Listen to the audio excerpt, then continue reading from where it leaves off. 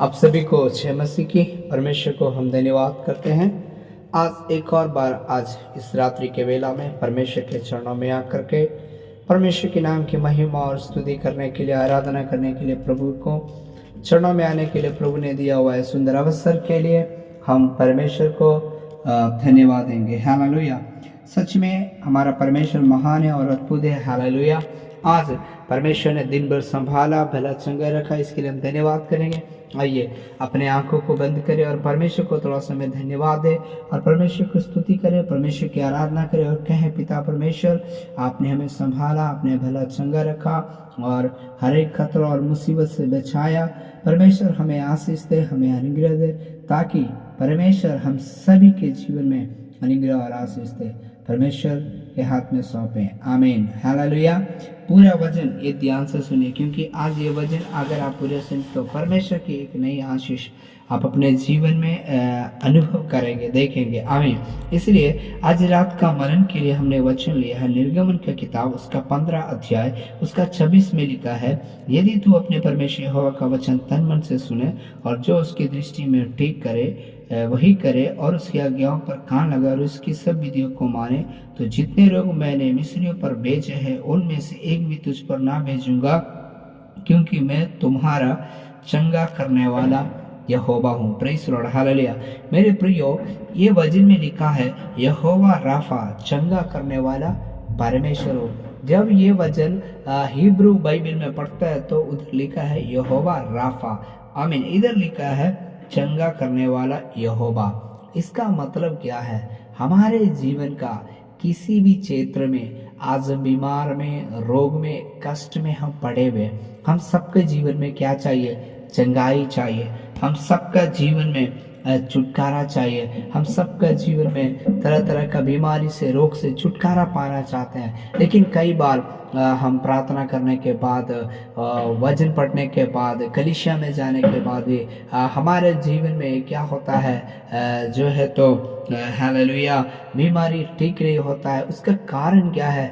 क्योंकि जब हम परमेश्वर का वचन, हालेलुया, भजन संहिता 103 का 3 पढ़ते हैं तो वहाँ पर लिखा है, वही तेरे सब अधर्मों को क्षमा करता और तेरे सारे रोगों को चंगा करता है। इसका मतलब यही है कि जब हम अपने अधर्मों को यानी मानते हैं, यानी अपनी गलतियों को मानते हैं या अपने जीवन को परमेश्वर के हाथों में सौंप करके क्षमा मांग के प्रार्थना करते हैं, प्रभु से दुआ करते हैं, प्रभु से विनती करते हैं, तब हमारा जीवन में चाहे जो भी बीमारी हो, जो भी दुख हो, जो भी तकलीफ हो, परमेश्वर क्या करते हैं? चंगा करते हैं। इसीलिए हमको पहले क्या करना है?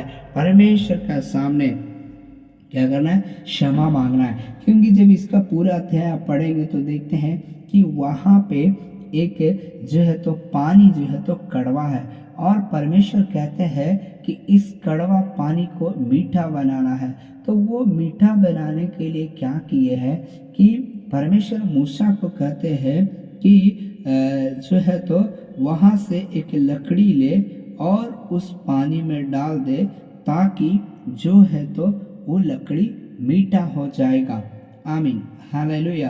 Praise the Lord. मेरे प्रियो, मेरा कहने का मतलब ये, लकड़ी क्या है? लकड़ी क्रूस को दिखाता है, यानी यीशु मसीह क्रूस पे मरे हैं। आमीन। अगर हम यीशु पर विश्वास करके प्रार्थना करेंगे, परमेश्वर के ऊपर विश्वास करके क्षमा मांगेंगे, तो हमें क्या करेगा? परमेश्वर चंगा करेगा। और जल का मतलब यही होता है जो है तो पवित्र आत्मा। तो पवित्र आत्मा हमारे जीवन में तभी मिलेगा जब हमारे अंदर की जो कमियां हैं, हमारे अंदर की जो बुरी आदतें, जो हमारे जीवन में गलत संगति है, जो गलत स्वभाव है, जब ये सब हमारे जीवन से दूर होगा, तब हमारे अंदर जो भी रोग है, जो भी बीमारी है, चाहे जो भी असफलता है, उसमें हमारा परमेश्वर चंगाई रफा बन करके वो खड़ा रहेगा। आमीन। आज बहुत से लोग अपने जीवन में प्रार्थना करके, प्रार्थना करवा के और कलीसिया जाके थक जाते और ये कहते हैं, मैंने प्रेयर किया, मैंने वचन पढ़ा, मैंने प्रार्थना किया, लेकिन मेरा जीवन में कहीं भी बीमारी से चंगाई नहीं मिला, मुझे कहीं भी रोग से छुटकारा नहीं मिला। आखिर क्यों नहीं मिला? उसका कारण है कि जब हम वचन पढ़ते हैं तो हमारे जीवन को परमेश्वर के लिए हमने अलग किया ही नहीं।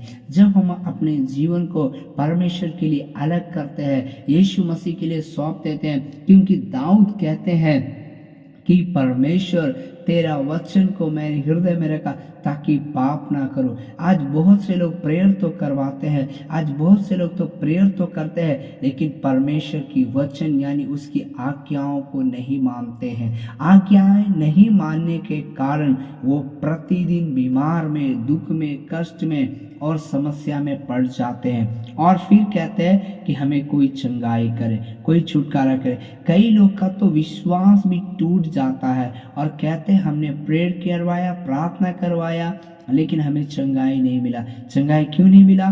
क्योंकि उन्होंने अपने जीवन को परमेश्वर के वचन की ओर नहीं मोड़ा, अपना जीवन का ध्यान वचन की ओर नहीं लगा। क्योंकि परमेश्वर यहाँ पर साफ कहते हैं यदि तुम मेरा वचन तन मन से सुनो, तो जाहिर सी बात है, एकदम जरूरी बात है कि हम परमेश्वर का वचन दिलों और दिमाग से और हृदय की गहराइयों से मन लगा करके सुने। क्योंकि जब हम परमेश्वर का वचन सुनेंगे तो हमारे अंदर का जितनी भी कमियां हैं, बुराइयां हैं, गलत गंदी आदतें, उससे परमेश्वर हमें अलग करेंगे, हमें बचाएंगे और हमारा जीवन को शुद्धिकरण होगा और हमारे जीवन में आशीष मिलेगा। तो आमीन। मेरे प्रियो, आज अगर आप बीमार में हैं, रोग में, आप घबराए नहीं, बल्कि परमेश्वर के सामने अपनी गलतियों को क्षमा मांग के प्रार्थना करें, परमेश्वर आपको पूरी रीति से चंगाई छुटकारा देंगे। आमीन।